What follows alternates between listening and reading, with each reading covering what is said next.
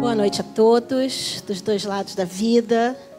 Não posso deixar de falar, né? Para todos nós que estamos aqui na casa, para quem está em casa, a Taninha falou, é muito trabalho porque a gente está aí com o encontro de Jesus pronto para vocês, a espiritualidade prepara e a gente fica tentando captar e no domingo tem esse encontro. Então eu não posso deixar, acho que eu vim aqui, essa palestra não era minha hoje, mas acho que eu vim aqui só para poder falar do encontro de Jesus, porque quem está na dúvida, está pensando assim, mas eu tenho um compromisso domingo, eu acho que eu vou almoçar com a família, vai dar tempo de tudo. Escolha estar aqui no domingo de manhã, de 8h30 a meio-dia, é imperdível, pode mudar a vida de cada um, né? Na verdade, a gente tem várias oportunidades de mudança de vida. E é sobre isso que a gente vai falar um pouco hoje. Eu estava pensando para o estudo de hoje, eu não sei se vocês se lembram, não sei se vocês pegaram isso. Rafa, por exemplo, que é muito novinha, não pegou. Mas vocês lembram do cinema 180 graus?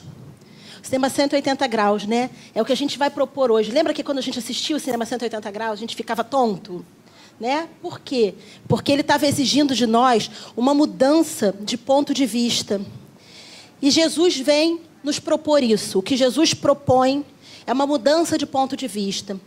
Porque quando Jesus diz que ele venceu o mundo, o que significa?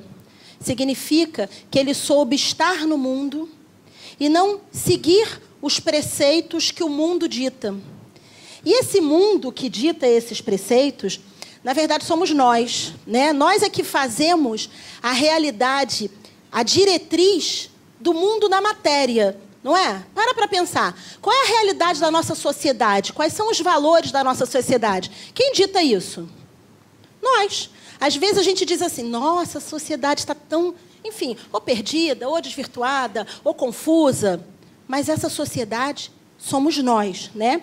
E a gente não acredita de verdade que se cada um individualmente fizer uma mudança positiva, que essa mudança reflete na sociedade. Nós ainda achamos que cada um isoladamente não faz diferença no todo. E cada um isoladamente muda o todo, muda o planeta. Então, quando Jesus diz que venceu o mundo, ele veio nos ensinar a vivermos no mundo. Porque vamos pensar, por que Jesus encarnou há pouco mais de 2000 anos? Por que será que Jesus veio encarnar no planeta? Ele que já era espírito puro, né? Um espírito que tinha feito toda a caminhada evolutiva como espírito. Então, um espírito que não precisava mais, diferente de nós, ele não precisava mais encarnar para viver aprendizados aqui na matéria. Ele não precisava mais passar por provas e por expiações. Mas, mesmo assim, ele encarnou. Ele encarnou para que ele mostrasse que é possível estar na carne e viver as verdades que ele anunciava. Então, ele não veio só nos dizer alguma coisa. Ele veio experienciar. Ele veio mostrar na prática que era possível viver daquela maneira. E Jesus nos trouxe muitas mudanças de ponto de vista, né? Ele nos disse para não julgar. Ele nos disse para amar o inimigo. Ele nos disse muitas coisas que, num primeiro momento, nos fazem pensar assim, não é possível. Jesus, quando disse isso, não queria dizer bem isso. Ele deveria querer dizer alguma coisa um pouco diferente. Mas não, ele queria dizer exatamente isso. Que nós nunca podemos julgar, que nós devemos amar a todos, inclusive o inimigo. E, nesse sentido, é que vem a lição do nosso estudo de hoje. Onde nós estamos estudando as leis morais no Livro dos Espíritos. E lá no capítulo 8, estamos na lei de igualdade. E nós vamos falar da desigualdade das riquezas. Conhecemos desigualdade das riquezas? Conhecemos? Talvez nós, aqui no Brasil, né, sejamos um exemplo de povo, de espíritos que encarnamos aqui, que mais temos, daqueles que mais temos que refletir sobre isso, sobre a desigualdade das riquezas. Mas para nós entendermos isso, eu vou repetir para vocês, nós vamos ter que aceitar hoje uma mudança de ponto de vista.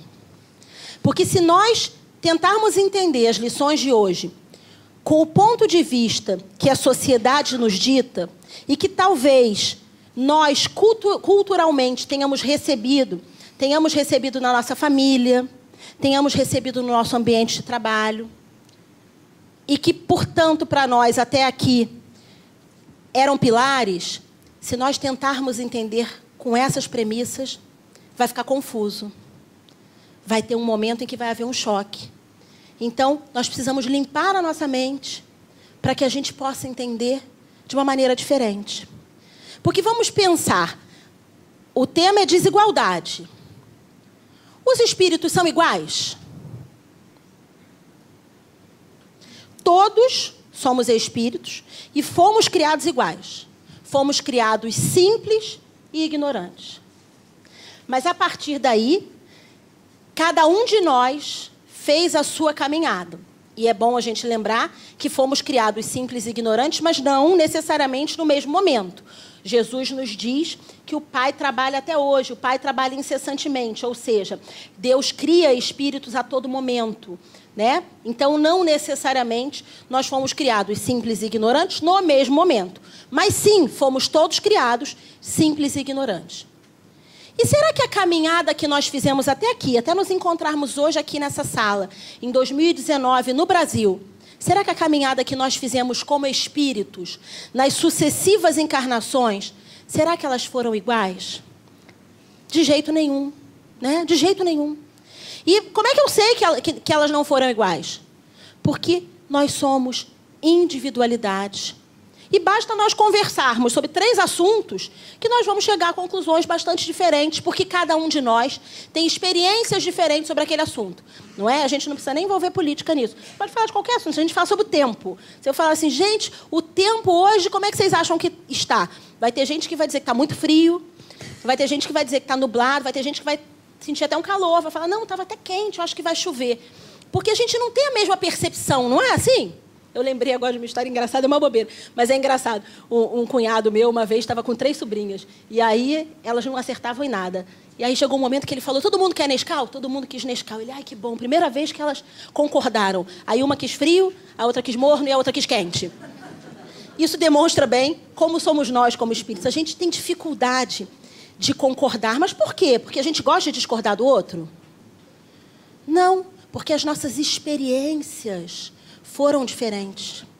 E por isso é tão difícil ter empatia, né? A gente trabalha muito para tentar ter empatia, mas eu não consigo me colocar no lugar do outro se eu não vivi o que o outro viveu. O que eu posso fazer, no máximo, e eu devo fazer, é me esforçar muito para tentar entender que o outro possa ter um ponto de vista diferente porque ele viveu coisas diferentes. Mas eu não consigo, de verdade, me colocar no lugar do outro. Ainda que eu pense... Aí a gente pensa, às vezes pensa assim, se eu fosse a Taninha, eu fazia diferente. Mas se eu fosse a Taninha, eu não fazia diferente, eu fazia exatamente igual. Porque se eu fosse a Taninha, eu teria tido as experiências dela. E eu faria o que ela fez, numa certa situação. Não poderia fazer diferente, porque quando eu digo se eu fosse a Taninha, eu estou levando em conta as minhas experiências para fazer a escolha dela, e aí não serve.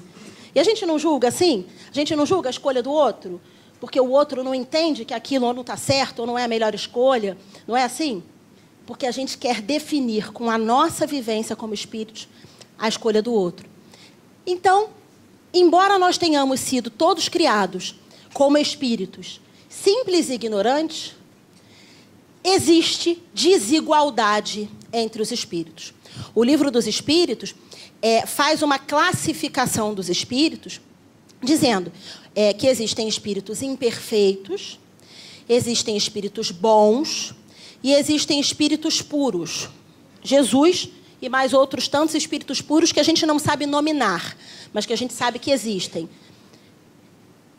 Nós temos a vontade de sermos espíritos bons, mas ainda não somos. Nós ainda estamos na categoria de espíritos imperfeitos, né? Nós ainda estamos na situação de olhar mais para nós do que para o outro. Não é assim? Há uma definição que diz que os espíritos imperfeitos se comprazem no mal. E aí a gente pensa assim, mas eu não sou assim, eu não desejo o mal de ninguém, não é? Não é verdade? Aí o sujeito fez uma coisa que você acha errada, aí lá na frente qual é a consequência? Dá errado, não é? Porque ele fez mesmo errado. E dá errado. Aí o que a gente pensa? Bem feito. Sabe o que é isso? Estamos nos comprazendo no mal. Somos nós ainda.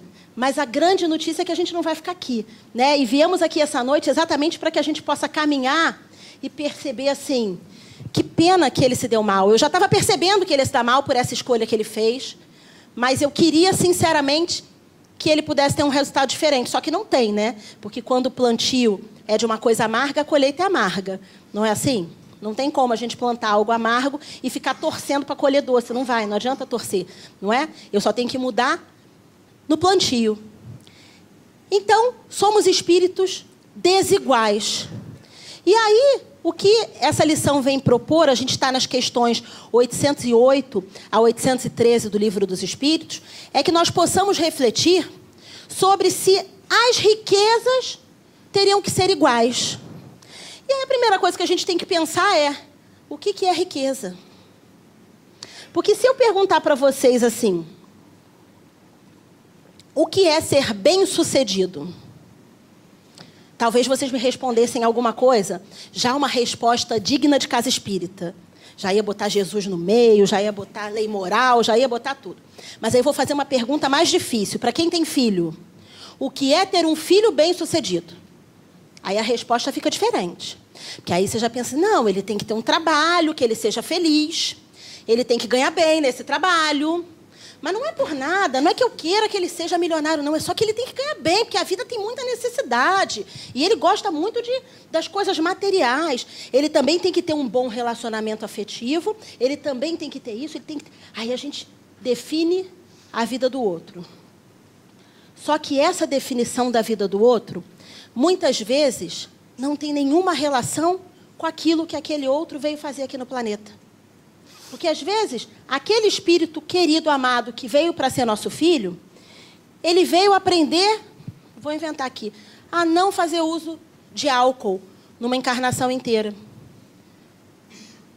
Pode ser o aprendizado dele. Aí tem um outro que ele veio aprender a não suicidar. Aí tem um outro que ele veio aprender a se dar bem com alguém, a se relacionar bem com alguém que agora é seu irmão. Então, para aquele caso, não importa como é que vai ser o relacionamento afetivo dele, não importa uma série de outras coisas. Mas nós queremos julgar sob o ponto de vista da sociedade, porque nós achamos que a riqueza, ela está nos aspectos materiais da sociedade. Mas o Evangelho já nos diz, lá no Buscai e Achareis, que nós temos que escolher onde vamos colocar a nossa riqueza. Será que a nossa riqueza vai ser colocada naquilo que a traça pode comer? Naquilo que a ferrugem destrói? Ou será que nós vamos colocar a nossa riqueza naquilo que é imperecível? E aí o Evangelho nos diz, porque onde estiver a nossa riqueza, aí está o nosso coração. Então, onde estão os nossos corações? Onde estamos depositando o valor dessa riqueza? É claro que a gente vai refletir assim. Ah, mas matéria é importante para nós? Sim. Nós usamos matéria diretamente. O nosso corpo físico é matéria. Nós precisamos da matéria para a caminhada evolutiva que estamos fazendo aqui agora no planeta Terra. Nós vivemos num mundo material, porque isso faz parte do plano divino, que nós possamos viver na matéria. Mas a questão é exatamente vencermos o mundo como Jesus. É vivermos na matéria, e apesar de vivermos na matéria, sabermos que somos espírito. E nós lembramos disso? Não vou perguntar quem, cada um reflete. Mas quem de nós hoje já tinha lembrado que era espírito? Quantos dias a gente passa, toca o despertador, você acorda, se veste, vai, corre para o trabalho, vai para a faculdade, vai para não sei aonde, vai correndo, quando vê, dorme, chega o dia seguinte e você passou o dia inteiro naquela vida da rotina que serve de propósito, gente. Porque a gente vai dizer assim, mas a rotina, mas não é isso, mas não faz parte. Ela serve como um instrumento para ver se nós já aprendemos a viver como espírito. É uma prova. Será que nós vamos deixar a rotina nos distrair? Ou será que nós vamos nos orientar a cada momento? Será que a cada momento nós vamos vivenciar o fato de sermos espírito, mas estarmos encarnados na matéria? E claro que se estamos encarnados na matéria, dependemos de questões materiais. Mas vamos pensar. nossa caminhada, fomos criados simples e ignorantes e estamos caminhando. Estamos caminhando para onde? Indo em direção a quê? Em direção a algo que todos nós desejamos e que não é uma quimera, chamado felicidade. E fomos criados para isso.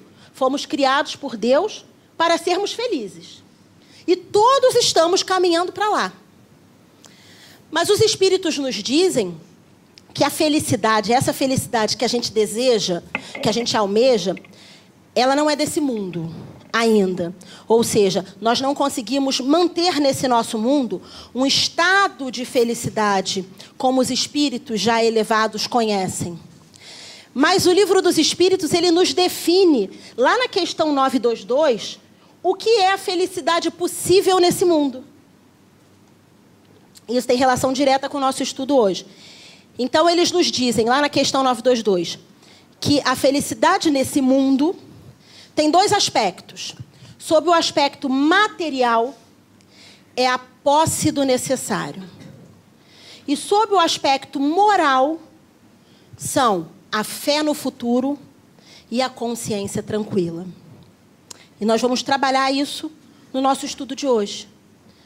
Porque quando o Livro dos Espíritos está nos falando sobre desigualdade das riquezas, nós temos que refletir se nós achamos ou não que a riqueza material traz felicidade.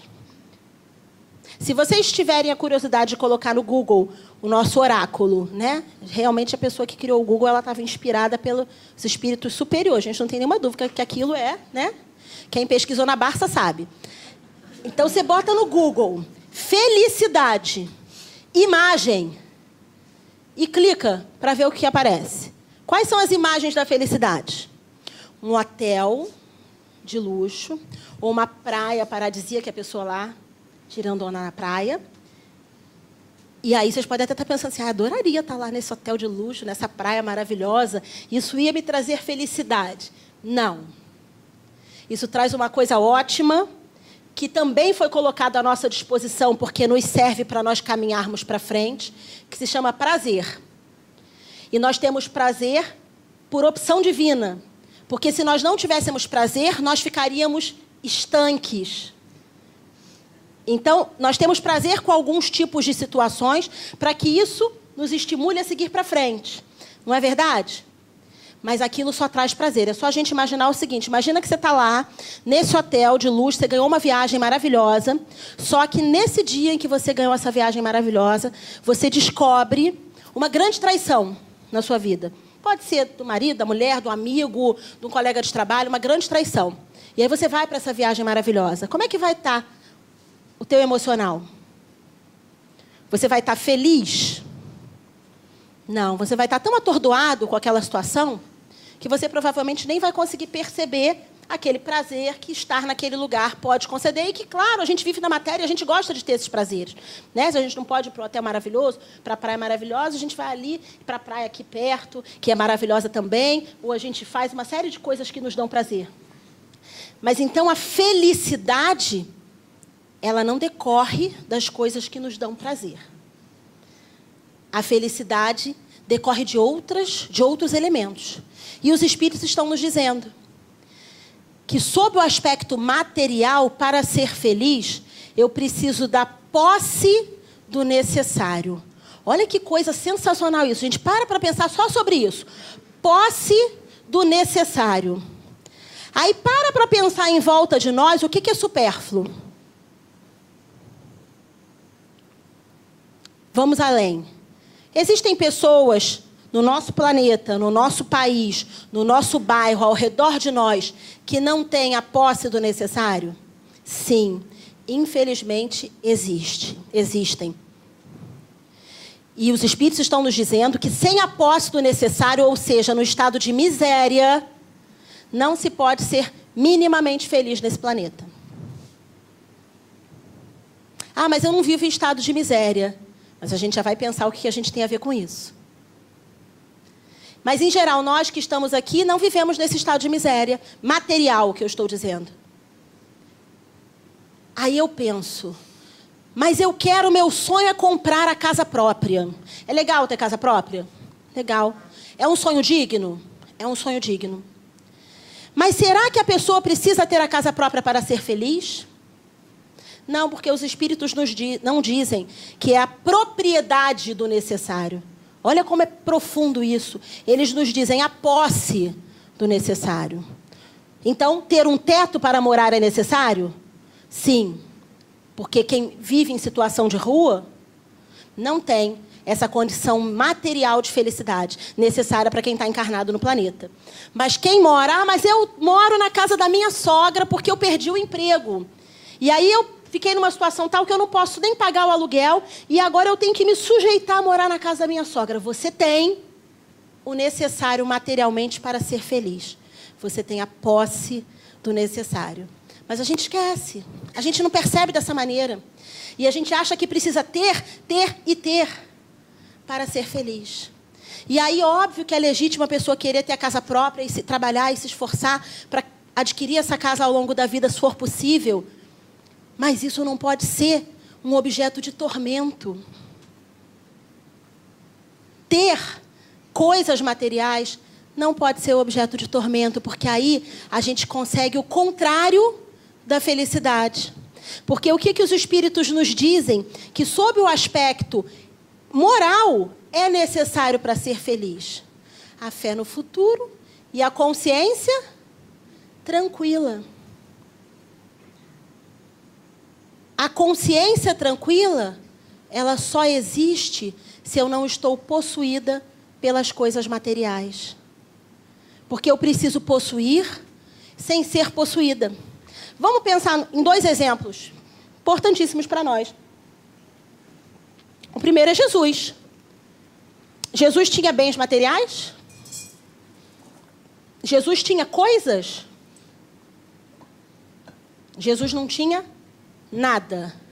Nenhum bem material. E Jesus era espírito puro, governador do planeta.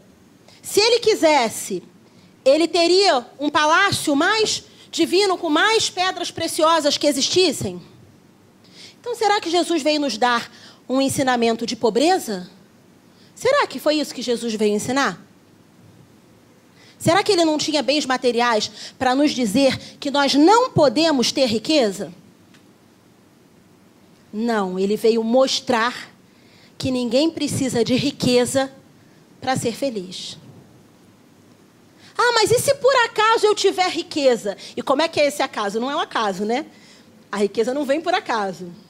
Ainda que a gente pense na riqueza de quem ganha na Mega Sena.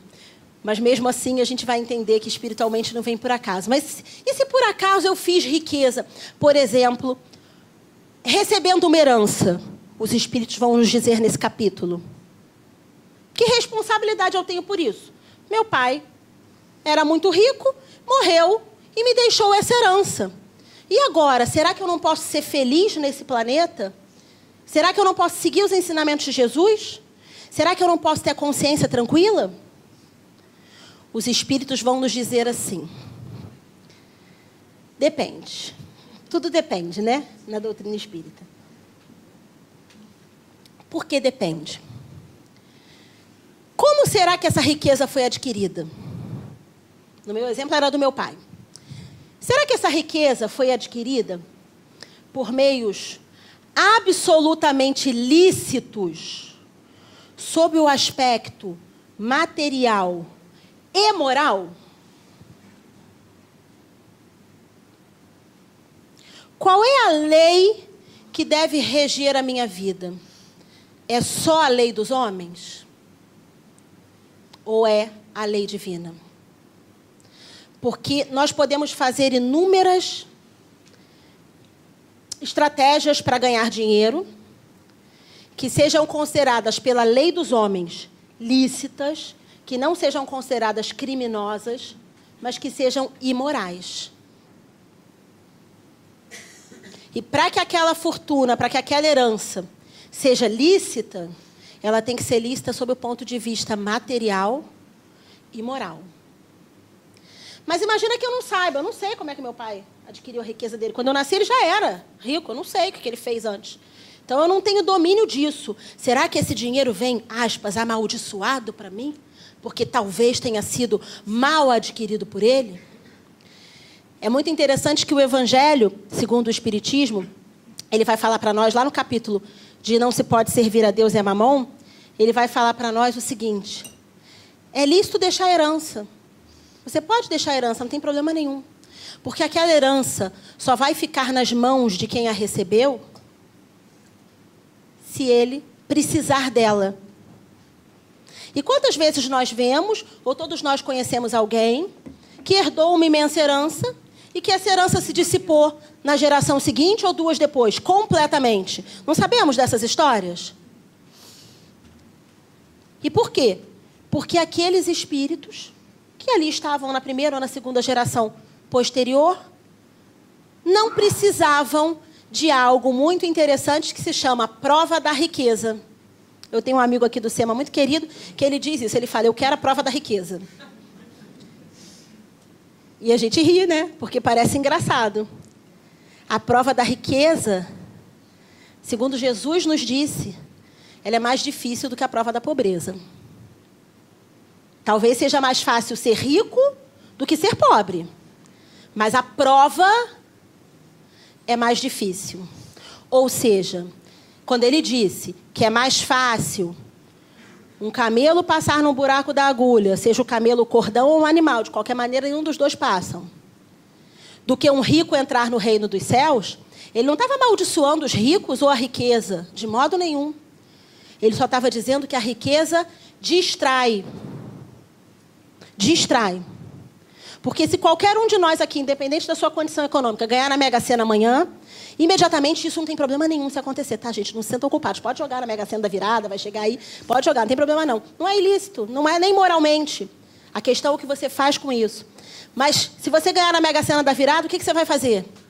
Se você jogar, né? Eu não jogo. Mas se você jogar, o que você vai fazer? O que você vai pensar imediatamente? Aí cada um está pensando, né? Vou trocar de carro, vou comprar um apartamento, fazer aquela viagem que eu sempre sonhei. Aí lá na 17ª hipótese, aí você vai falar assim, eu acho que eu vou...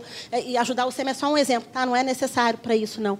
Acho que eu vou lá ajudar o SEMA Barra para começar a funcionar logo, porque está precisando de dinheiro, porque sim, o SEMA precisa de dinheiro, porque ele funciona na matéria, e matéria depende de dinheiro, né? Tudo depende de dinheiro aqui, ar-condicionado, televisão, não é assim? Vai ser a 17ª prioridade que a gente vai pensar. Imediatamente, porque somos quem ainda somos. Porque estamos num certo estágio da nossa caminhada evolutiva. Mas viemos aqui hoje e chegamos aqui a essa casa todas as vezes para pensar em como caminhar de forma um pouco diferente. Só isso. Vai ser a nossa 17ª prioridade. Porque, num primeiro momento, nós vamos pensar em nos agradar a nós e aos nossos que estão em volta de nós. E aí nós vamos perceber o seguinte, quando nós somos classificados no Livro dos Espíritos, naquela faixa de espíritos imperfeitos, nós nos incomodamos e pensamos, mas eu não quero o mal de ninguém. E muitos de nós, talvez a grande maioria de nós, realmente não queira o mal de ninguém. Mas nós queremos o melhor para nós. Por isso somos ainda imperfeitos. Não porque queremos o mal de ninguém, nós queremos que todos tenham tudo, que todos sejam felizes. Mas eu quero o melhor para mim. E a minha sociedade, a nossa sociedade, ela nos ensina que isso é legítimo. E aí é que é a mudança do ponto de vista. Porque se eu enxergo que todo o melhor tem que ser para mim, se cada um daqui enxergar que todo o melhor tem que ser para si, não vai ter melhor para todo mundo, concordam? E aí eu vou fazer com que essa desigualdade de riquezas, ela seja um fator de opressão sobre o outro. Por quê? Porque se eu quero ser mais que o outro, eu quero estar melhor do que a Rafa numa situação, eu vou ter que, de alguma maneira, manter a Rafa abaixo de mim. Desigualdade de riqueza é natural. O que não é natural? É natural? Sim, é natural. A palavra não está mal colocada. Eu ia dizer, é normal, mas é natural sim. Por que é natural? Porque cada um de nós foi criado num momento e fez uma caminhada. Mas a desigualdade de riqueza, ela não justifica a miséria. O que nós temos que entender é que a riqueza que nos é dada, a riqueza material que eu estou dizendo, que é o objeto do capítulo, a riqueza que nos é dada, ela não nos é dada porque Deus gosta mais de nós. E claro que muitos de vocês podem estar pensando em uma coisa legítima, mas sobre a qual a gente também vai ter que refletir hoje, que é assim: tá, Daniela, mas a minha riqueza, ela não veio nem da Mega Sena, nem ela veio da herança. A minha riqueza veio do meu trabalho. E se ela veio do meu trabalho, é direito meu e eu faço com ela o que eu quiser. Não é assim? Não. E aí Jesus vem nos sugerir a mudança de ponto de vista de novo e vem nos dizer: não, não é assim. E sabe por que não é assim? Porque a lei divina vai nos dizer que quando nós morremos, nós todos ficamos nivelados. Porque nós não vamos levar nada de material. Então, mesmo a riqueza que eu tenha construído com o meu trabalho, lícita, e eu estou dizendo aquela riqueza lícita mesmo, né? Não foi um trabalho no qual eu explorei o outro, foi um trabalho 100%, paguei os direitos trabalhistas dos meus funcionários, não enganei ninguém, não fiz nenhum tipo de corrupção, nenhum tipo de nada errado, 100%, ok. Mas essa riqueza, ela só poderá ser usada onde? Aqui, no planeta Terra. E por que será que Deus permitiu que essa riqueza chegasse a mim? Aí estaremos pensando: porque eu trabalhei para isso, não é? Só nós trabalhamos, gente? Olha para a sua casa e pensa, se você tiver um funcionário doméstico, pensa no seu funcionário doméstico como um exemplo. Ele trabalha muito, às vezes muito mais do que você, em quantidade. Sim, às vezes sim. Mas a riqueza não chegou para ele, não é? Por quê? Porque ele é um desmerecido de Deus e o outro é um merecido de Deus, escolhido por Deus? Não. É porque um está na prova da riqueza e o outro está na prova da pobreza. Não que essa prova tenha que ser imutável ao longo de uma encarnação, ou seja, às vezes a pessoa começa uma encarnação pobre, economicamente falando, e vai modificar aquele padrão de vida ao longo da vida, mas às vezes não, às vezes ela vai passar a encarnação inteira naquela condição de pobreza econômica.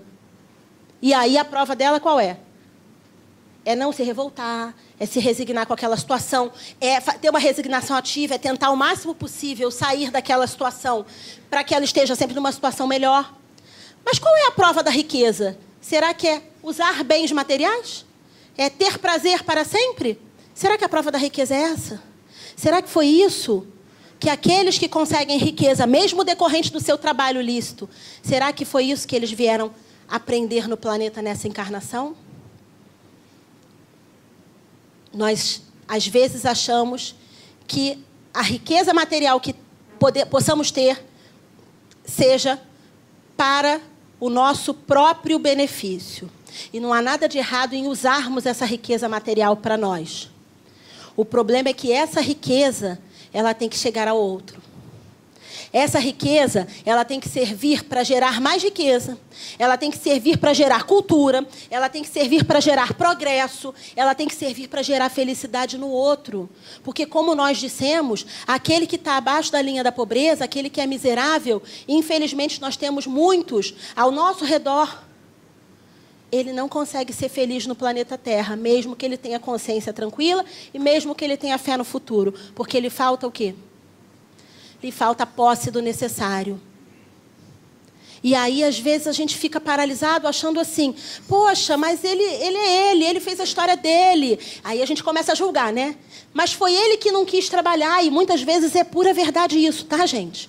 Muitas vezes, aquele nosso irmão que está em situação de rua pode ser, nem sempre é, pode ser uma doença mental, pode ser uma outra circunstância qualquer. Mas muitas vezes é porque ele realmente não quis trabalhar. E aí acabou naquela situação, e aí dali acabou realmente adoecendo. A gente sabe que a doença chega primeiro no espírito, e aí ele se entregou àquela situação. Mas o que isso mostra sobre esse irmão nosso? Que ele ainda não aprendeu algo que talvez nós já tenhamos aprendido, que se chama lei do trabalho. Trabalhar não é natural. Trabalhar precisa ser ensinado. Todos vocês conhecem alguém, amigo ou familiar, que não conhece a lei do trabalho. Cada um de vocês está pensando nessa pessoa agora e pensando assim: caramba, fulano não tem jeito, você empurra, ele não vai sozinho, ele não faz. Não é? É ou não é? Todos nós conhecemos, não conhecemos? Por quê? Porque esse irmão nosso que nós conhecemos nessa condição é simplesmente um espírito que está no planeta Terra para aprender a lei do trabalho. E nós nascemos sabendo lei do trabalho? Não, porque nós fomos criados como? Simples e ignorantes. Então, quando eu julgo o meu irmão nessa condição, dizendo assim: poxa, eu estou numa melhor condição porque eu trabalhei. E é verdade. Eu estou numa melhor condição porque eu trabalhei muito mais do que ele. E aí eu decreto que para ele tem que ser a miséria. Eu não estou lembrando que ontem, numa encarnação transata, era eu quem não sabia a lei do trabalho ainda. Em algum momento, alguém me deu a mão. Alguém me deu a mão para propiciar um trabalho social que acolhesse, como a nossa casa acolhe os irmãos em situação de rua, né? No nosso trabalho da Quentinha e no nosso trabalho do Francisco de Assis aos sábados. Ou um irmão que já conheça a lei do trabalho, mas que ainda não tenha como resultado do seu trabalho o retorno financeiro, que para nós é o determinante. Nesse capítulo tem uma questão muito interessante que nos fala sobre o bem-estar. Eu vou até ler essa questão, porque é muito interessante. Diz assim, ó, questão 812. Se a igualdade das riquezas não é possível, sucederá o mesmo com o bem-estar? Olha o que os espíritos respondem. O verdadeiro bem-estar consiste em cada um empregar o seu tempo naquilo que lhe seja agradável e não na execução de trabalhos pelos quais não sinta nenhum prazer. Reflete sobre isso. Não sou eu que estou dizendo nada disso, tá, gente? Isso tudo está no Livro dos Espíritos. Reflete sobre isso e pensa na profundidade disso para nossas vidas. O que nós... Vamos pensar. O preço dos salários reflete o valor que nós, sociedade, damos a cada função. Não é verdade? Então, quando a gente diz assim, fui numa consulta médica, o médico cobrou R$800, a gente fala, meu Deus, R$800 na consulta, o médico está louco. Quem dá esse valor a ele? Aí, ao mesmo tempo, a gente dá o valor de pagar um pouco mais de R$800 para um trabalhador doméstico que trabalha o mês inteiro. Não é? Quem dá esse valor? Nós. Nós é que damos esse valor. Porque é só a gente mudar. E dizer assim, não, eu não aceito o médico de 800. Eu equiparo esses trabalhos. Na Casa Espírita a gente vê o exemplo disso. Quem é trabalhador da Casa Espírita sabe que a premissa é de que nenhum trabalho é mais importante do que o outro. Quem está aqui fazendo estudo, está aqui fazendo estudo porque tem facilidade de falar em público. Aí tem o outro que não gosta de falar em público e está fazendo um outro trabalho que não fala em público. E aí tem o outro que faz tal coisa, trabalha na costura, por quê? Porque tem aptidão para trabalhar na costura. Eu não sei costurar, adoraria saber, mas eu não sei. Então eu posso trabalhar na costura? Não posso. Todos os trabalhos são valorizados porque todos são trabalhos úteis e necessários para que essa engrenagem funcione. E a nossa sociedade tinha que ser da mesma maneira. Porque quando eu enxergar que o valor do trabalho do outro tem que lhe dar o bem-estar, eu vou permitir uma maior felicidade. Aí eu não vou mais definir que a minha vida ou que a vida do meu filho tenha que ser ditada porque ele tem a profissão A, a profissão B ou a profissão C. Porque aí eu volto, porque com o filho a gente tem um olhar diferente, né, do que com a gente. E aí eu volto a dizer que a gente pergunta assim, o que você quer para o seu filho? Todos nós respondemos, quero que seja feliz. Aí ele diz, escolhi tal profissão. E você fala, não. Essa não. Essa ganha muito pouco, meu filho. Imagina, não paga nem a internet, né? Não paga nem o 4G para você. Não é assim? E aí vai o sujeito fazer o que você quer e passar 30 anos de frustração até um dia ele perceber assim, estou sentindo um vazio, vou rever a vida. Aí você vê a pessoa fazendo uma mudança da água para o vinho. Aí o sujeito era médico, passou a fazer bijuteria. Aí você fala, gente, como é que era médico, passou a fazer bijuteria? Da onde que veio isso? ele estava frustrado como médico. Ele foi ser médico, ele tinha aptidão intelectual para isso, mas ele não era feliz. E a nossa busca é a busca pela felicidade, dentro dos trabalhos úteis, é claro. Ninguém está falando em trabalhos inúteis, ou em trabalhos ilícitos, ou em não trabalhar. Mas nós temos que entender que todos nós estamos numa caminhada. E enquanto eu julgar o meu irmão, enquanto eu julgar o outro, querendo entender a caminhada dele, eu não consigo perceber qual é o meu papel na desigualdade das riquezas. Porque cada um de nós que, por acaso, tem algum tipo de riqueza material, não tem essa riqueza material para simplesmente fazer uso dessa riqueza. E sim, porque é o mais necessitado de fazer caridade. Quem recebe riqueza material está na prova da caridade. Somos mais necessitados de fazer caridade do que aqueles nossos irmãos que têm a necessidade material. Essa é a mudança de ponto de vista que Jesus está nos propondo. Será que nós vamos continuar assistindo cinema naquela tela estável, mas que não nos traz felicidade? Ou será que nós vamos aceitar fazer essa mudança de ponto de vista, mesmo que ela nos deixe um pouco atordoados, mesmo que nós não saibamos imediatamente como fazer? Mas será que em cada ação nossa nós vamos refletir sobre isso? E com isso fazer uma mudança na nossa sociedade. E aí a nossa sociedade vai vencer o mundo, como Jesus. Porque nós vamos passar a dar valor a cada um de nós. E a não ao outro pelo que tem, mas pelo que ele é. E o que todos nós somos, filhos de Deus, irmãos, criados por amor do Criador. Graças a Deus.